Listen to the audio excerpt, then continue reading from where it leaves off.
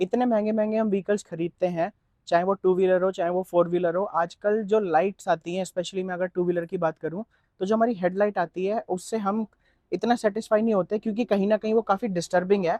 आपको सेटिस्फेक्शन नहीं मिल सकती जो आपका एग्जिस्टिंग है, जिसके अंदर हेलोजन जो बल्ब मिलता है।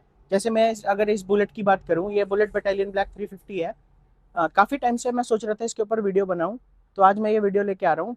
तो देखो, हम सब इतना पैसा लगाते हैं, इतना हम लोग अपने शौक से व्हीकल खरीदते हैं, और देन उसके बाद भी अगर हमें लाइट उस तरीके की नहीं मिलती जिस तरीके से हम रोड पे विजिबिलिटी चाहें, तो आपको बहुत दर्द आता है। जो इन बाइक्स में लाइट लग के आती है ना, वो लाइट या तो इतनी कम होएगी कि आप उस रोड पे कुछ भी नहीं देख सकते, और या फिर इतनी फैली हुई होएगी कि आपको जहां देखना चाहिए आप वहां नहीं देख पाओगे।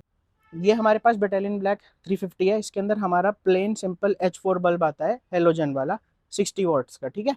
अब होता क्या है कि जब मैं यूजुअली चल रहा था बाइक से, तो मैं देखता था कि मुझे जहाँ देखना चाहिए वहां वो दिख नहीं पाता था, और या फिर लाइट इतनी ज्यादा स्कैटर होती थी कि उसका कोई बीम प्रोजेक्शन प्रॉपर ठीक नहीं था। तो इसकी तो परफॉर्मेंस से मैं बिल्कुल भी सेटिस्फाई नहीं था। मैंने क्लासिक 350 की भी हेडलाइट की टेस्टिंग की हुई है, जो उसके अंदर बाय डिफॉल्ट टॉप मॉडल में एलईडी लग के आती है, जो रॉयल एनफील्ड खुद लगा के देता है। कहीं ना कहीं उसका भी कोई थ्रो अच्छा नहीं है, ना ही कोई वो बीम है उसका अच्छा सा, ना ही कोई वो फोकस्ड है। कहीं ना कहीं फोकस ऊपर जा रहा होगा, नीचे जा रहा होगा, और आप फोकस एडजस्ट भी करा लोगे तो भी आपको रोड पे उस तरीके की विजिबिलिटी नहीं मिलेगी जिस तरीके की आप एक्सपेक्ट करोगे। तो मैंने क्या करा है, इसमें लियो एच की C319 एक मॉडल आता है, मैंने वो लाइट इसके अंदर अपग्रेड कराई है। इसके अंदर हमको डीआरएल भी मिल जाते हैं, दो दो डीआरएल है, एक वाइट और एक ऑरेंज कलर का, एम्बर बोलते हैं जिसको हम।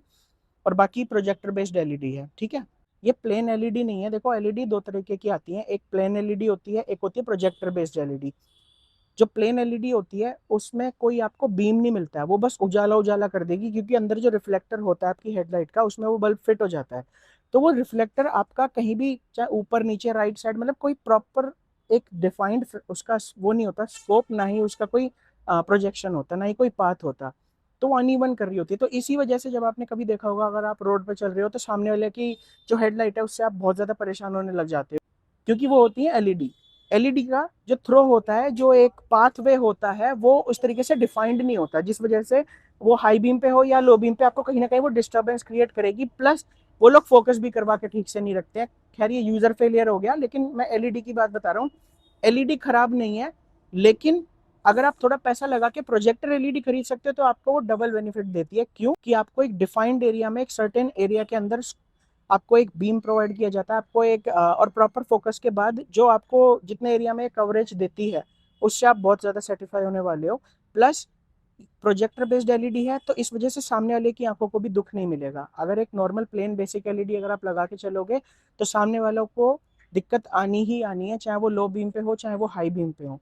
तो देखो, मैं पब्लिक की फिक्र करता हूँ। मुझे नहीं पसंद कि मैं किसी के व्हीकल पे, मतलब मैं रोड पे चल रहा हूँ और मेरी वजह से सामने वाले की आंखों को कोई प्रॉब्लम हो रही हो, या फिर उसकी विजिबिलिटी को कोई प्रॉब्लम हो रही हो, क्योंकि ये सारी चीज़ें भी बहुत फेटल होती हैं, और ये एक्सीडेंट को कॉज कर सकती हैं। तो ऑब्वियस ही बात है, आप जितना समझदार होकर चीज़ें करोगे, आपको भी सेफ्टी मिलेगी, रोड पे भी सेफ्टी मिलेगी, और दूसरों को। तो इसलिए ये सब सोचते हुए मैंने प्रोजेक्टर एलईडी लगवाई है। बाकी आप इसकी परफॉर्मेंस देखिए, मैं आपको दिखाता हूँ।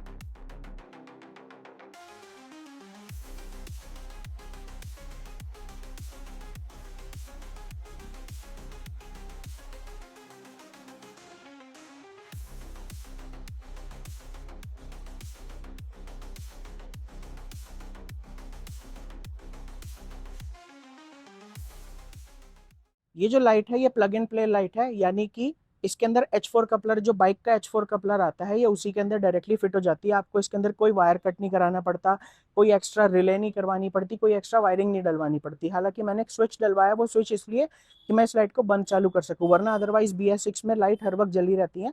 तो मैंने स्विच लगवा के उसको बंद कर दिया, और ये अब तभी जलती है जब मैं जलाना चाहूँ, अदरवाइज बंद कर देता हूँ। ठीक है, इसमें क्या था कि जैसे ये रिंग आती है सिल्वर कलर की, और इसी के आगे मेन रॉयल एनफील्ड वाली वो खुद की हेडलैम्प होती है।